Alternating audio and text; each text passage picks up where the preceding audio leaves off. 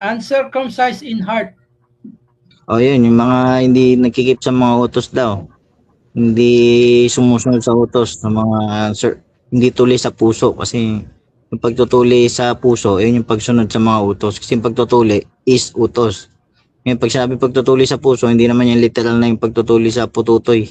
Diba? Kundi sa puso yung pagsunod. Kasi ang pagtutuli is utos. Ngayon, kung hindi mo kinikip yung utos, uncircumcised heart ka, diba? Bawal ka rin doon daw kung hindi ka nagkikip ng utos daw, bawal ka rin pumasok. Ano pa? Uncircumcised in flesh. Ayan, circumcised ng pututoy na talaga yan. Ayan na talaga yung sa ano talaga, yung circumcised ng pututoy na. O, bawal din tayo mga supot daw ha. Ayan ang sabi dyan ha. Hindi naman tayo nagsasabi yan. So pa, bawal daw yan dyan din.